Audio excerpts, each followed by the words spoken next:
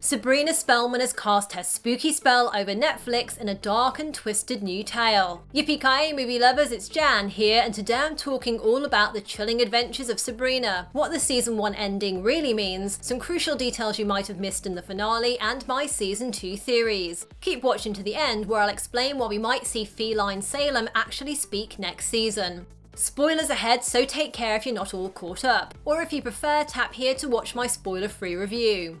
All season, Sabrina resists pledging her allegiance to the Dark Lord, but when Miss Wardwell resurrects the Greendale 13, who in turn summon the Red Angel of Death, Sabrina is pressured into signing her name in the Book of the Beast. Doing this moves Sabrina's powers to a new level, allowing her to summon forth hellfire which burns the souls of the reanimated witches. Now there's an interesting detail here which you'll need to look carefully at because the scene's quite dark, but as Sabrina completes her transformation into a full witch, you can see white streaks taking over her hair. We can appreciate that more fully in the final shot of the episode, and it's actually a nice nod to Sabrina's white hair in the comics. Sabrina's definitely embraced her darker nature, strutting along and seemingly leading the Weird Sisters now. And you can see Nicholas Scratch's rather concerned reaction when he sees this, which is understandable when you consider the sisters' nefarious deeds this season.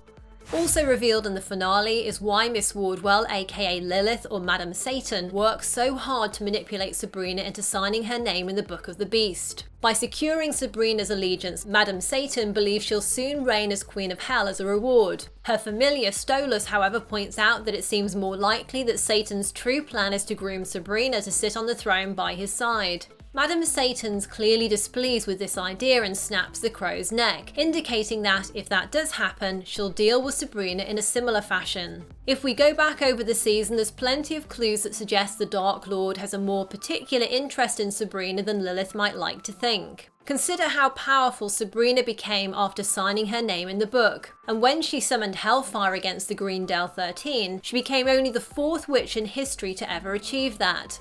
There seems to be something about Sabrina that makes her of special interest to Satan. Remember that the marriage of Edward Spellman to the mortal Diana was approved via a special dispensation, with Satan himself even blessing the union, but Edward had to offer his child in exchange. Perhaps Satan's interested in her human half because it could afford him some additional power or hold over the mortal world. Let me know if you've got any theories.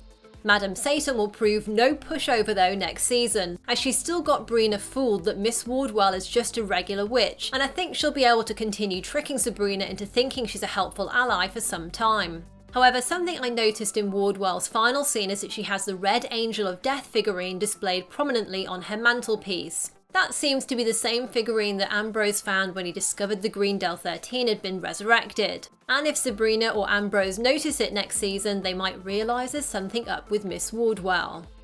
Another twist at the end of the season was when we discover that Zelda has stolen away Father Blackwood's daughter to raise her together with Hilda. Zelda lied to Blackwood about the child because she was actually the firstborn and therefore his rightful heir.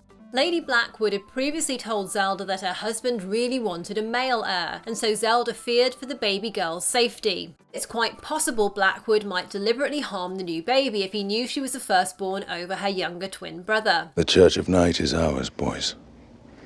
This is the Dark Lord's sign. His blessing that we are in the right. Hail to my firstborn son. Hail Judas!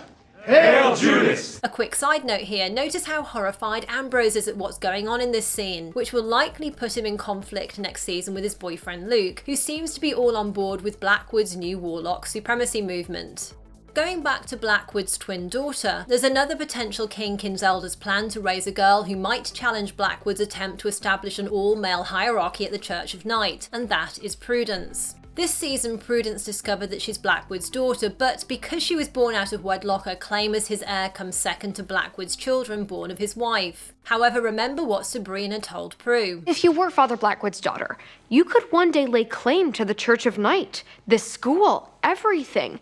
But you'd have to get rid of his legitimate heirs first. So what if Prudence decides to hatch her own plot to dispatch both of Blackwood's legitimate children? It really feels that the show is setting up some serious battles over who runs the Church of Night next season. One mystery set up this season that I'm hoping we'll get some answers to in season 2 is what really happened with Sabrina's parents. Zelda and Hilda repeatedly insist there was no foul play involved in their death. However, the weird sisters dropped a big hint that that's probably not the case. You don't want what happened to your mother and father to happen to you. What did you say? The accident that took their lives. It would be tragic if a similar one befell you.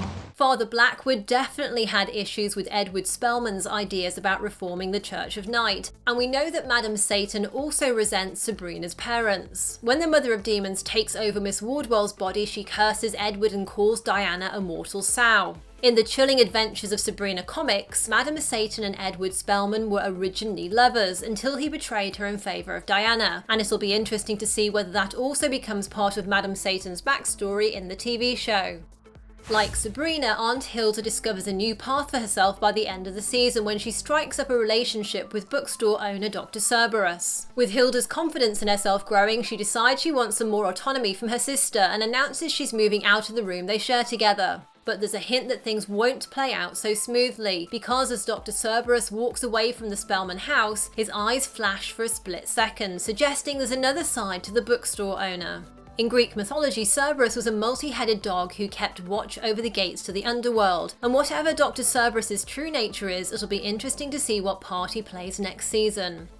As for Sabrina's romantic situation, although she clearly still loves Harvey, in the final scene they share together she tells him that something dark has awakened inside her, so it's not safe for her to be around him. This is a familiar trope we've seen many times in film and TV, especially for superheroes. For example, Spider-Man decides it's too dangerous for him to be with Mary Jane. But these things never really work out, and so even if Sabrina has a fling with Nick, her true feelings will probably remain with Harvey. And this love triangle could be dangerous if Nick ends up falling for Sabrina. Nick previously said he was jealous of how mortals love each other, and he seems to hold a special affection for Sabrina. A hot topic for many fans of the old school Sabrina sitcom is her cat Salem, who in this new series only spoke out loud briefly in season 1, and that was in his goblin form when he introduced himself as her familiar. However, when we hear Madame Satan's crow talking to her in the finale, I do think the showrunners may be teasing the possibility of a talking Salem in season 2. I don't expect we'll be getting the kind of sassy and sarcastic wit that was so iconic in Sabrina the Teenage Witch, as it probably wouldn't fit the tone of the new show. But I think some more Salem talking moments would help develop his character a bit more and give us some more insight into his personality. There's been a lot of talk about a Riverdale crossover with Sabrina, and there were lots of references to the popular CW show in the first season of Chilling Adventures, plus a surprise cameo which I talk more about in my other Sabrina video. There's a card for that here, plus a link in the video description below. I suspect that for the moment in season 2, any crossover would be limited to a cameo again, because a full-on crossover might be tricky to pull off given the differing aesthetics of the two shows. However, Sabrina or Harvey could turn up briefly in Riverdale to set up a more substantial crossover in the future. And with Riverdale seeming to go full-on supernatural in season 3, a cameo like this could be feasible to pull off. Let me know if you've got any thoughts on how the show should cross over. Now, what were your favourite moments this season, and do you have any theories or things you'd like to see next on Chilling Adventures? For example, do you want to see a talking Salem in season 2? I've added a poll where you can vote. Just tap in the top right of this video, and after you've cast your vote, you'll be able to see the results. The winners of my Halloween merch competition are on screen now. If that's you, then send me an email with your details so I can send you the prize. Tap left to watch my top 10 differences between the new Sabrina and her 1990s sitcom, or tap right for another video you're sure to like. And if you enjoyed this, I really appreciate a thumbs up and a share. Thanks for watching, and see you next time. Yippee-ki-yay, movie lovers!